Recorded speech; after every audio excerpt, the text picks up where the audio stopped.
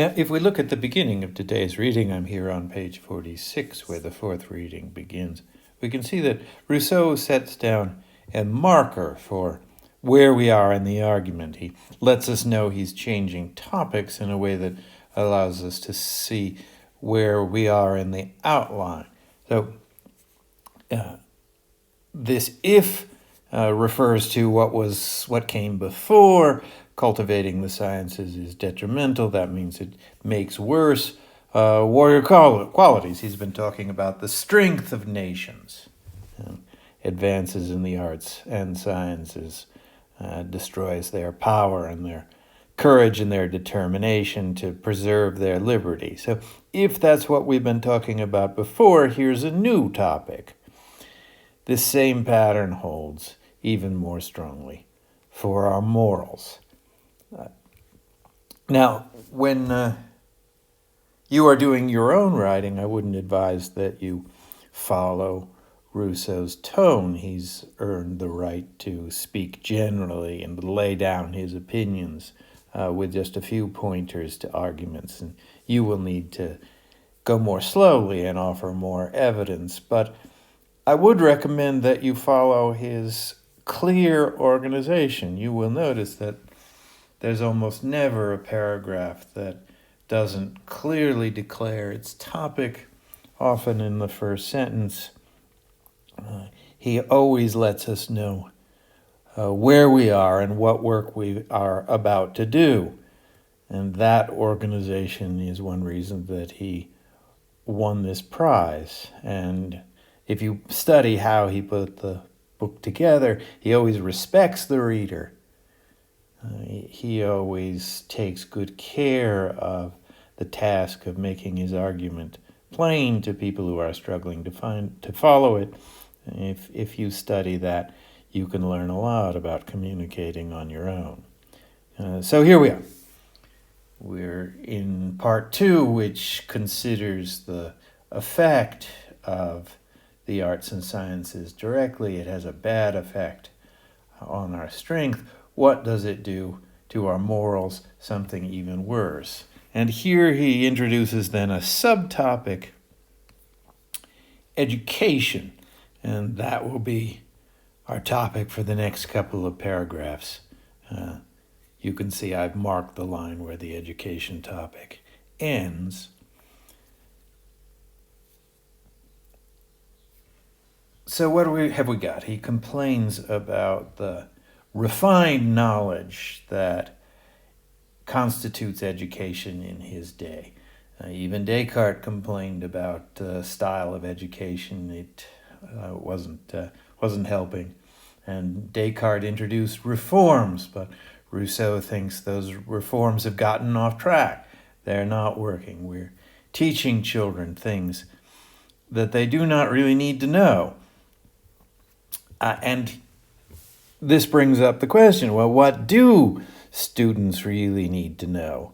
And that will bring us back to the simple argument that you should always keep in mind whenever you're studying Rousseau. There's a version of it here, and there's a version of it in the last paragraph that we'll look at in a minute. The things that human beings really need to know are simple. And the problem with advances in the sciences is that they distract us from those simple, important things with complex and difficult, but unimportant things. So education in Rousseau's day, according to his analysis, has just that problem. Since society has advanced, it wants an advanced education, and then takes the form of making students learn classic languages, ancient Greek and Latin, in order to imitate, to live in the shadow of the advanced scientific and artistic cultures of past ages. But Rousseau complains that that's simply a mistake. Because our sciences and arts are advanced, we want a fancy education, and that's going in the wrong direction. The students learn all sorts of new languages, or rather very old languages, unfamiliar because nobody speaks them anymore. So they learn many strange words that do them no good, but that distracts them from learning the meaning of other words. And here he gives a list of 4 basic virtues. So always is in his argument returning to the simple things that people really need to know. What don't they know? Magnanimity, well, that's a common virtue. It means literally having a big soul. But how do truly superior people behave? Well, they don't take any delight in competing with or beating up on their inferiors. They don't feel the need to show off. They will do great and astonishing things that impress everyone, but they will wait till they have something really important to do. They don't get any joy out of merely winning, but they wait till they have a formidable opponent, a strong opponent who needs to be beaten. All of those are components of having a big soul, having magnanimity. Temperance is self-control, holding yourself back from life's pleasures when you shouldn't, when you should do your duty instead of indulging yourself. Humanity, being loyal to your friends and being charitable to people in real need. Courage, we understand.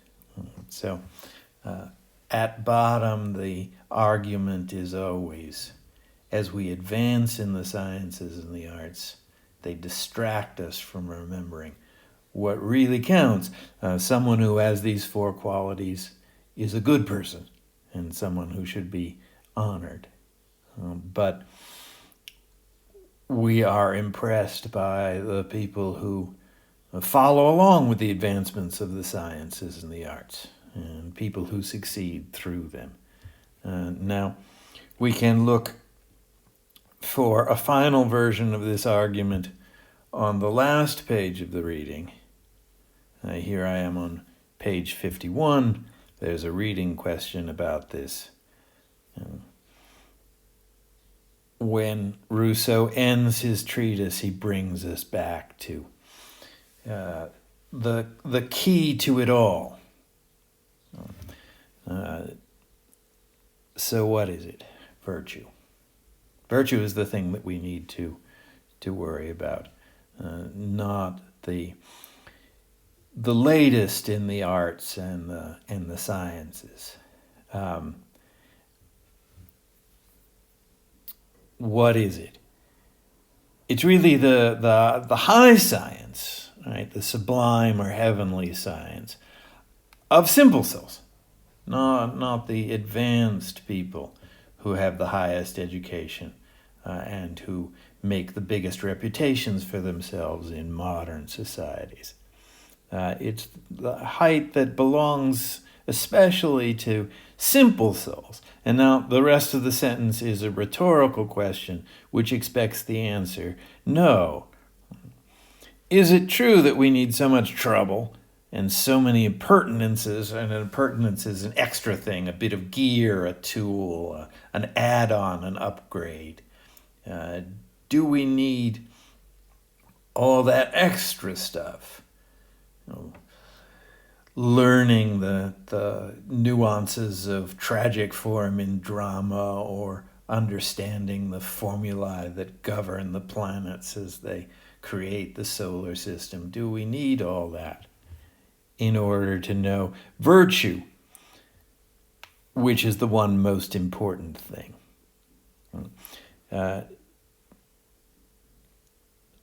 Aren't the things we need to know written already on our hearts?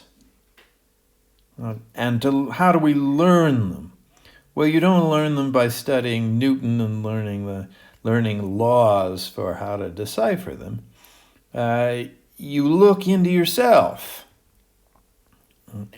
You listen to your conscience.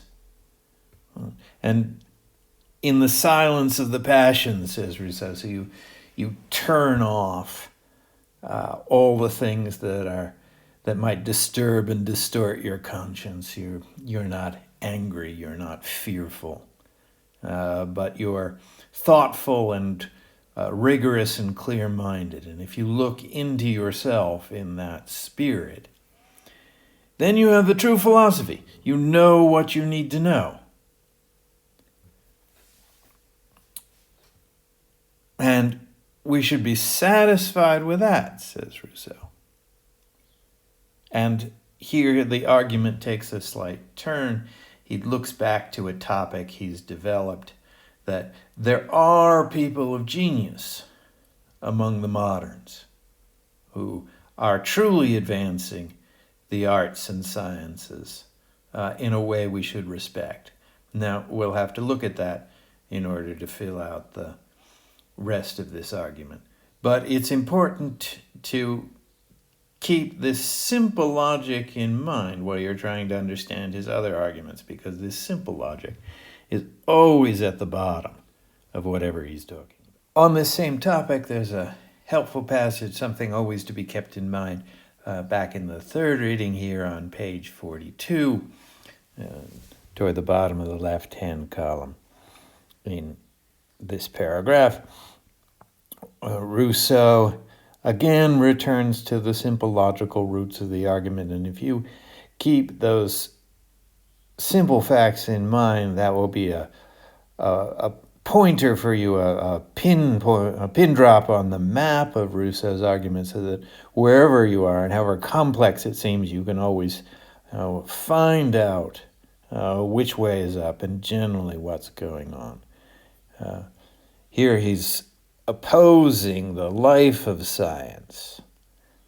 So, thinking about the empty and pointless, useless questions of science. What's the power of gravity on galaxies that we could never even go to if we spent our whole lives traveling? That's sterile contemplation, because you're thinking in a way that doesn't lead to anything, it doesn't give birth to anything. Why would you do that? Instead of thinking about the few things that matter. And so here there is a list, just as we just had a list of the 4 virtues that education should consist in. We have a simple list of things to worry about. Your duties and your natural needs. And what would those be? Patriotism, caring about your homeless. Charity, caring about your homeland, rather. Charity, caring about people who are unlucky and have less than you do. And worrying about your friends and family. So a short list of things that really count. And that is the quickest way to see how the advances in the sciences and the arts are corrupting, because they take our minds off those things that really count.